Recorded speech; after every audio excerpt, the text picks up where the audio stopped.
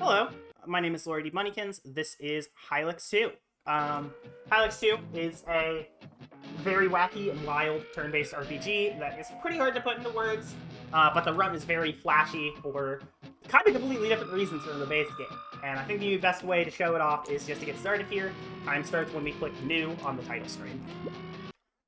So this game has a lot going on in a pretty short amount of time, so I'll try and explain everything as it happens, and when there's not much happening, like the beginning of the run, I can talk about the game, and such as the story of the game here. So, in the first game, Wayne receives a prophecy to stop the evil Moon Lord Gibby, and he does so. And then at the start of this game, he is told that there is an evil group dedicating their efforts to try and revive the Moon Lord in order to destroy this world and create their own. And that's bad. So we're gonna stop that. This city of New Moldal is a pretty popular point in the start of the run, and in fact, throughout the whole game, you usually come here a lot, but we're only gonna be here twice, and this is the first of two times. We notice, thanks to Pongorma, who joins our party, that King Blarol is been captured, so we are going to rescue him in like a moment. Before we do that, though, we have our first major skip of the run. So I can make a save in midair and then load that save, and then we get this item called the Mini Crystal. It's like a soft lock prevention item, I guess. It allows us to warp either to our last spawn point, which is like the last time we loaded the game, or our initial spawn point, which is just Wayne House, the opening area. And if we make a save and then load it in midair, our last spawn point will be set to wherever we loaded the save.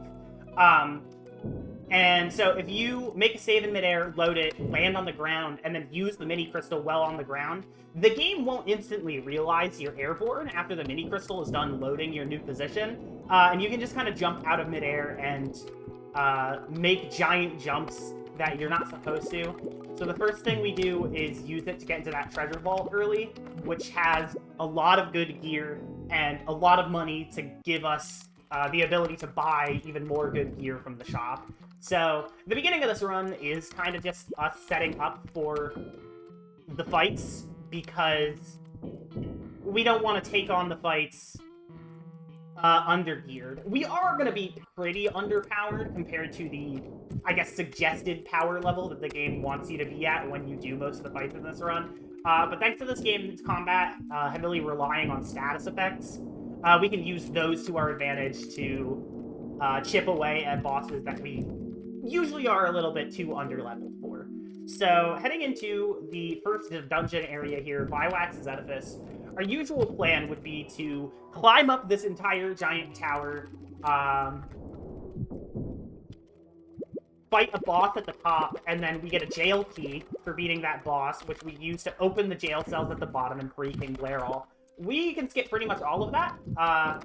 So what we need to do is just use this piece of geometry to get on top of the jail cells, and then we can talk to King Blarol from inside the cell, and that moves him back to his space in New Moldal, which allows us to continue the story. So with that one little jump there, we have completely skipped the first boss of the game. So yeah, you can kind of see what this run is getting at. There's just a lot of really unassuming jumps that actually have massive ramifications, and the glitches are only going to get a little bit wilder as we continue. So now that we have the first boss done, we want to go back to New Moldal and talk to King Blarol to get our story progression rolling a little bit further. But before we do that, we're going to get the first and only TV of this run. So in this game, in combat, I mentioned it's based on status effects, so there are a lot of skills you can learn. Each character has a skill that is specific to them, but then there are 9 skills that you unlock by watching TV, and we're only going to get one of them, as I mentioned, and it's going to be Soul Crystal. So we give a juice box to this dude in the mines, and he gives us the key to his house, which, you know, fair trade, I guess. And in his house, we can learn Soul Crisper, which lights enemies on fire. This is really good because it's But really consistent damage over time, and as I mentioned, we are going to be a little bit under-geared in this run, so damage over time is just a really consistent way to chunk, like, a percentage of the enemy's HP every turn. But now we're going to set up a really interesting glitch. So I'm going to use the mouse here to set up a menu storage of the controls menu as we talk to King Blairall.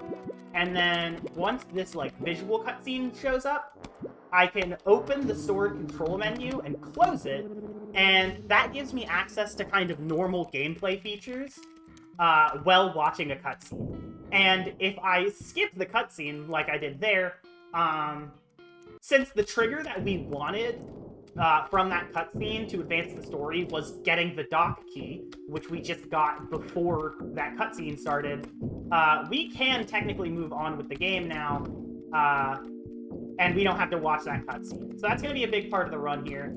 I'm trying to do a little bit of tricky movement here, and then I'm going to do another mini crystal jump. And that allows us to get to the airship without having to go back into New Moldal, which just skips some travel through the city and the 2 loading screens to go into the city and then back out to the overworld where the airship is.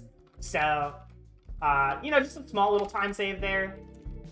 Instead of having to go through the city, we just jump straight up to the airship. And with the airship in our possession, we can go to the Juice Ranch here and get prepared to actually take on our first fight of the run. So, I use the bathtub in one of my times in Wayne House. What that does is that gives me the clean status effect on every character I have in the party at that time. The reason clean is important is because it makes us immune to all status effects. So when we have an enemy like the Ectrolin here, who puts everyone on sleep in the battle to sleep as a counterattack, we can use that to our advantage. Because as you see, none of my clean characters were asleep, but now all the enemies and our new party member, Somsnosa, is currently sleeping. So, this fight's pretty simple. We just kind of pick off the sleeping enemies one by one. Thanks to the gear that we got, we are pretty strong and pretty fast in this fight. So, it's really easy to just make light work of these enemies. We do one more attack on the shield enemy here, and it's going to die to its fire damage at the end of turn. And that is the end of the first fight of the run, and the only non-boss fight of the run. So we grab another of the pleather gauge, the really good gloves that I bought earlier, and then we grab the rancher poncho, and now we're going to do a little bit of equipment shuffling here.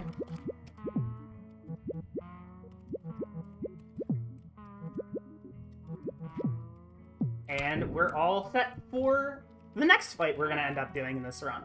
So, yeah, that's just like a really easy introductory fight for the run to introduce us to the main skill we use. You saw Soul Crisper there. You also saw Dissolution and Lightning, which are the 2 very good character-specific skills that help us either take out a massive chunk of damage or give us another damage over time skill. And now it's time for the Worm Pod, the second dungeon of this game. This one is super unique. It's a maze that kind of just forms in front of you, and you don't need to wait for the path to form before you move on it. So if you know where you're going, like I do, you can just kind of run through it really fast. And it's not that long of a dungeon. However, something important to note is that the boss coming up in the run is, like, the biggest luck-based run check. It can't be a turn-based RPG without a fight that feels like straight gambling, so I'm heading on up to that now. I'm going to drop a save in case I don't get this fight first try, and then set up a menu storage again to skip a cutscene that happens after this fight. So now we're into Fonthentropine, the worm, and he is very evil. Just straight up. I need to be careful with my inputs here to not ruin my menu storage. Because, again, there's a cutscene directly after this fight that I would like to skip in the same method as the Blairall cutscene from earlier. So, I set up my normal damage over times, the fire, and the dissolution. Dissolution is Wayne's character-specific skill. It is a DOT that also weakens the attack power of the enemy while it's active. Soul Crisper is a really strong fire, is a really strong status effect, and I believe it also reduces the amount of health healed by an enemy, although I don't think that ever comes up with an enemy in the run who heals themselves, so it's just like a neat little side effect that we don't really make use of.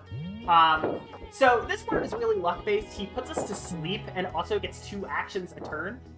Thankfully, the luck he just gave us with giving us the 100 kicks attack is the best thing he can do, because it wakes up the entire party, and now he only actually killed one of them, so I can just reapply my damage over times, and unfortunately he lived this attack, but he shouldn't do his AoE attacks again, so I'm still going to have a character live this fight, and that's going to be the end of Ventrapine. Really good fight. That fight, again, it just feels like a gamble, and it kind of is, so getting that done first try is really nice. So there we go, we're skipping this cutscene by using the mini crystal again. For some reason, nobody knows why, but despite the other cutscene skips we usually do in the run, you're able to see your menu. For that fight in particular, or for that cutscene in particular, for some reason, you have to do the menu completely just invisible. Not sure why that cutscene is different, but fortunately I know all the items and things in my menu, so it's not hard to just navigate using audio cues to the mini crystal and skip the cutscene and save a little bit of time. That is actually the shortest of the cutscenes we skip in this run. We still have one more cutscene we skip, and it is very long and saves a lot of time to skip, but we're moving to the 3rd dungeon area here. I'm going to do a little bit of an equipment once we get onto this area. We're going to give the telescopic sleeve to...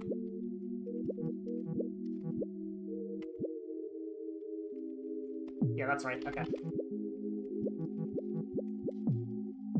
Yep, there we go.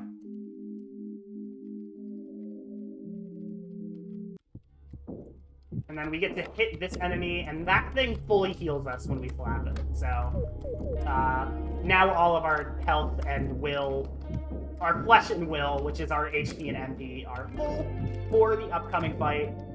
We do have another equipment swap once we get a new piece of equipment in a moment, but thankfully that equipment doesn't give us any extra health, so,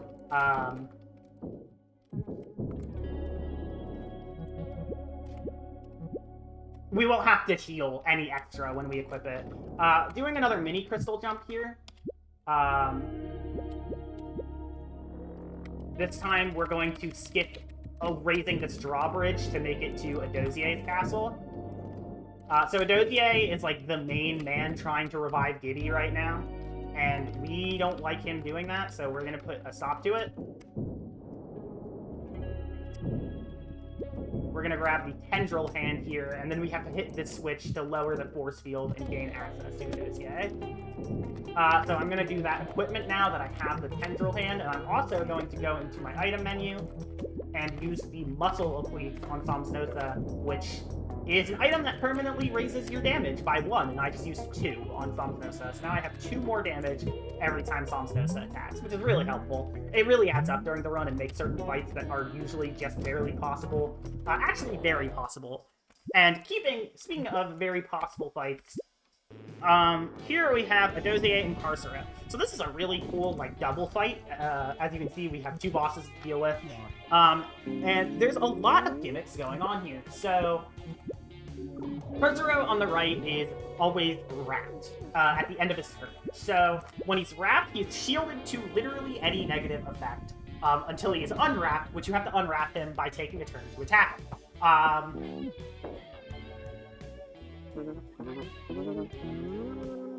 So... Sorry, I need to heal here. There we go. So, the fight kind of revolves around this management, where also if...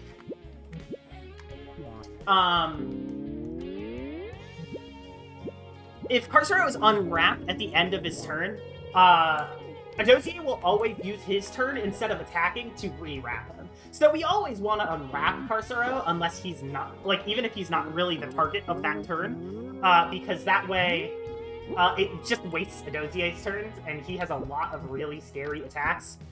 We also get to see the only use in the run of Samsnosa's signature skill, Wave Artifice, which is a fairly weak AoE attack, but it helps, like, just perfectly with damage ranges in this fight that we want to use it here just to whittle both of them down at the same time a little bit. Because these two, they do have a little bit of, like, a synergy with them. And unfortunately, losing a party member at this point of the fight is not ideal. But we can still make it work. I'm going to reapply fire to Adozier here, and have Pongorma snap Carcero. And Carcero should be dead next turn, meaning we just need to survive one turn of Adozier's terror, and we should be good here, and he can't really kill us too fast. His only AoE attack is pretty weak. But Pongorma is low on health, thanks to his status effects, so yeah, thankfully he dies here, so I don't have to worry about the other two, like, running low on damage and potentially losing the fight, and we just win the fight here, pretty handily.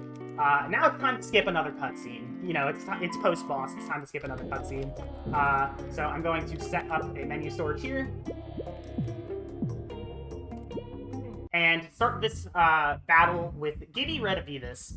Reviditus? I don't know the exact spelling. Point is, so Gibby's revival, despite the fact that we stopped the Dozier, the revival was still a success. So this is a forced loss scenario that leads into a very long cutscene. However, with the menu that I just stored, as long as I don't accidentally mess it up here, we're just going to use Perish to die in the fight, and as soon as the cutscene loads, we are going to just skip right out of it. So that is the third boss done, and his cutscene skipped. In that cutscene, Gibby fully revives, awakens his lair, the Hylics Xylem, and causes a lot of issues. So now it's time to stop him. We're gearing up for the final showdown here.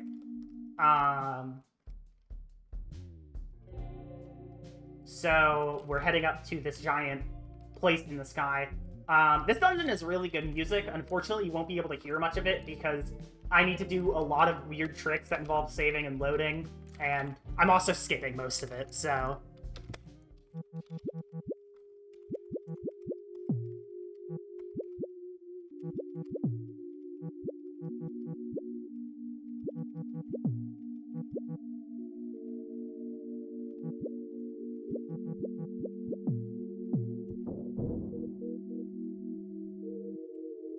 After that equipment is done, we're finally entering the final dungeon here, and this place is stacked. So I'm going to heal first off of this NPC, and then we're going to do the first skip heal. So I'm going to kind of jam myself into this wall here, and the game is going to, like, use a soft lock prevention thing. Pretty much, when we're jammed and the game considers us stuck airborne for a long enough period of time, pretty much the game tries to fix it by putting you in a grounded state, so it lets us jump out of wherever we are. And we use that to we kind of sandwich ourselves between that wall there to get us stuck, so we can use that fact to climb up that wall and drain the reservoir. And then I'm going to skip a key by doing a mini crystal jump here. And so usually the prospect of this dungeon is that you have to get a key to access the upper half, because I'm going to do another save load to set up for a warp here. You have to access a key. You have to get a key to access the upper half, climb all the way up the dungeon, drain a pool at the bottom, so you gain access to drain the pool at the top, and then the vessel room key, the key to the final boss's room, is hidden in after you drain the upper pool. With that jump I did, where I climbed the wall using the aerial softlock prevention thing, I drained the upper pool and skipped the entire, like, climb, up, down, drain again. It just skips, like, a good 80% of the dungeon. So, now we're in the final boss here against Gibby. First thing I'm gonna do is give him the Dubious Berry, which is an item we picked up, like, super early in the run, and I didn't explain. It heals you a decent chunk, but it applies poison as well when consumed, and you can give it to enemies, as well as your own party. So we just give it to Gibby at the start of the fight here, so that he gets poisoned, and that's an extra damage over time that we can just, you know, be crafty with, deal some more damage to him as the fight goes on. So, Gibby is a very particular fight, actually, and there's a lot that goes into making sure this fight is done correctly. Pretty much,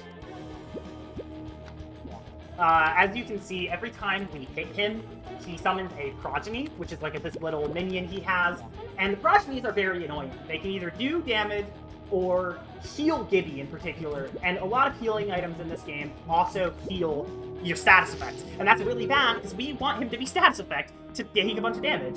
So, since progenies don't act on the turn that they're spawned, and are also slower than Gibby, the whole point of this fight is to manipulate his RNG into repeatedly doing this attack to Killer Trees, because it destroys every progeny as soon as it's performed. This isn't like a total gamble, because he does actually, again, he has a little bit of AI in place that tries to make sure he does certain attacks based on how many progenies he has on the field. So, Killer Trees is a really dangerous attack. It has a little gate in mind to never kill you if you are above a certain amount of health. So we use that to our advantage. We use healing items here like this Cloud Germ that I got, one from beating a dossier and one in the dungeon itself. So the goal here is to get him to use it every other turn. So he's not repeatedly belting us or bombarding us with this like really strong AoE, but he's not letting his progenies get any actions in on the fight because they are a real pain. Whenever he has 3 or less progenies on the field, 3 or fewer rather, he is very unlikely to do Killer Trees. And if he has 4 or more on the field, with a maximum of 6 being allowed on the field at once, he is very, very likely to do Killer Trees. I think assuming he didn't do it in the prior turn, but it is possible in certain scenarios to force double Killer Trees. We don't want that, though. And if he doesn't have 4 progenies on the field of the turn after Killer Trees, it's very unlikely he goes for a double. So, thankfully, that works out for us, because, again, we don't want him to do a double, but that doesn't mean we can always stop it. So, getting into the late part of the fight here, we're going to use the second Cloud Germ here, and that's going to full heal the entire party again, and this should be the last healing item we need to use in the game. At this point, we're just gonna go straight offense and kill him before he can kill us. So he's gonna hit Desmond with a teardown. That's not ideal. There is a little bit of luck here. Actually, that's fine. I think that's good. Yeah, that is good. So there's a little bit of luck here with who Gibby hits with his last couple of attacks he does in the fights. And depending on who he does and doesn't target, changes how we want to get the kill on Gibby and who's going to be the one to do it. So we're just going to snap through the rest of this turn. Killer Trees is going to go off. This is going to kill Desmond, but we're still going to have 3 party members up. Unfortunately, Pongorma is currently stunned because of his lightning attack, so he won't get an action this turn. But Soul Crisper and one more snap will put Gibby very close to death. And depending on who he attacks this turn, we have a different sequence of events that can either save or lose a little bit of time. So we're hoping he attacks Wayne or Samsnosa with Teardown, and we got Wayne. Okay. So with Wayne getting attacked here, we can save a little bit of time by killing Giddy with a lightning attack. Killing him in this fashion should also kill both progenies as soon as he dies.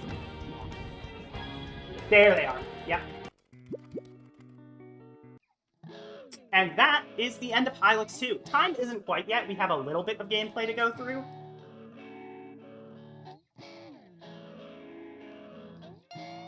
But there is a short cutscene before the end of that gameplay, so...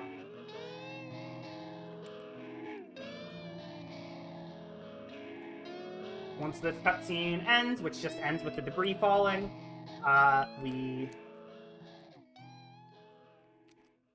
fall onto the stage here, and we're just gonna head right down here. And at the end of this bridge is a button. Time ends when we hit that button. So coming up is time. And that is Hylics 2.